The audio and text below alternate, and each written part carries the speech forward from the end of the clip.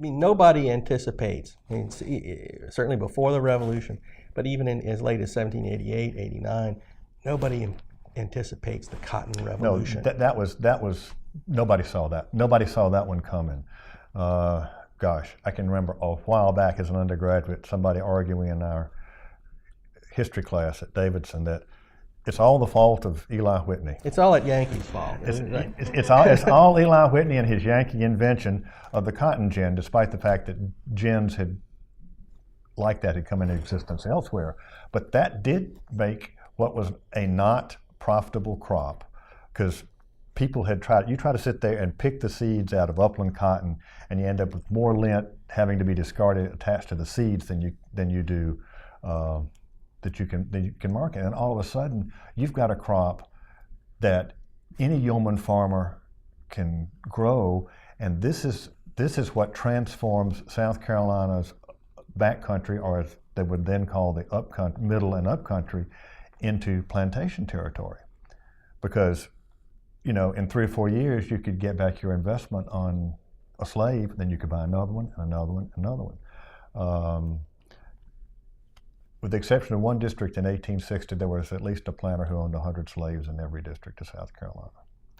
An ordinary cotton gin, I've done some work on this, an ordinary cotton gin in 1800, operating in South Carolina and Georgia, could gin more cotton in one day than a single worker could clean by hand in 2 months. I mean, that transformed that crop into a kind of nuisance crop in a lot of ways. I mean, it really required way too much hand labor into an engine that drove the economy of South Carolina and then later Georgia. Well, and see, for planters who had been into indigo with the end of the Revolution, of course they lose the bounty. Right.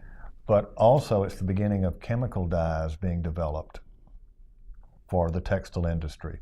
So indigo in the 1790s disappears as a major cash crop. It's still grown for domestic use because it can grow on the uplands.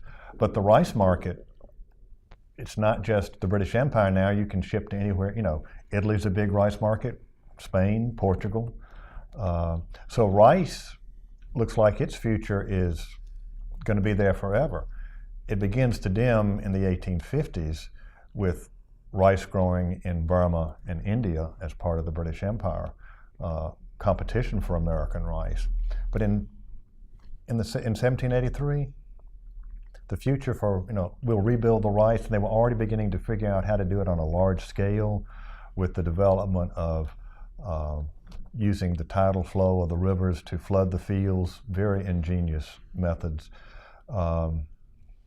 Literally, if you fly over the low country today, you can see miles of these old rice dikes and berms still there. And so in the 80s, there was an effort to push that rice cultivation as far as you could go. As far as you could go. And it varies with the river. You need that tidal flow to be able to push the water and the fresh water in. Yeah. But no, they thought that they were going to really try to recreate or restore their world, and to a certain extent they did in terms of agriculture. The big difference was, instead of Charleston being the port once cotton came in that would go directly to London, the cotton markets changed and you shipped cotton from the Carolinas to New York, and then it went to, or it was either used there or it was then shipped to London. So Charleston declines as a major Atlantic port in the years after the Revolution.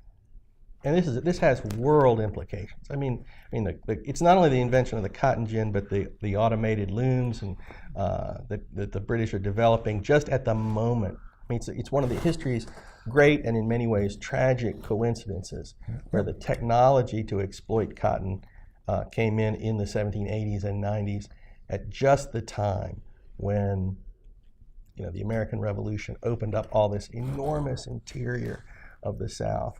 And where the cotton culture spread into Georgia, Alabama, Mississippi, Arkansas, and Louisiana. Right. Particularly if you go through upper Georgia, Alabama, Mississippi, the land is so incredibly rich. Right.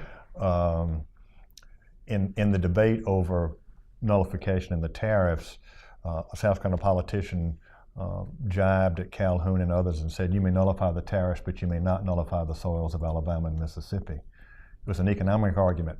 In South Carolina, the topsoil was 6 to 12 inches, and then it disappeared after about 5 years. Right. That topsoil in Mississippi and Alabama and the Black Belt and the Delta is 6 to 12 feet deep. Oh, absolutely. I mean, so geography does have a play in history.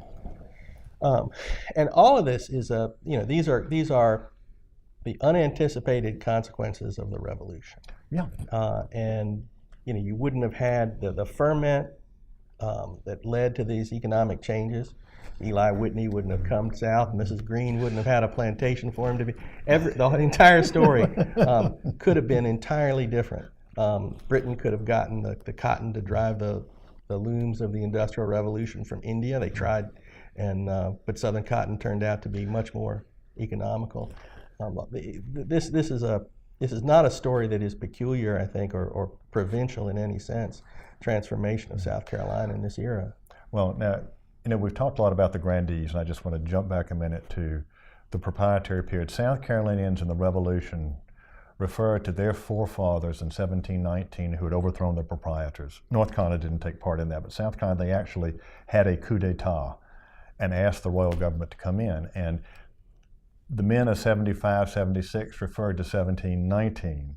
And when you get to 1860 in South Carolina, they use the same language and they refer back to their forefathers of 75, 76. So you've got 3 different periods in South Carolina history going back to that elite asserting its right to control its own destiny. It's an extraordinary story. Thank you for sharing your expertise about this with us. It's a complicated story that is vital to our understanding of the American Revolution. We need to understand the South Carolina and the revolutions we do, Virginia and North Carolina.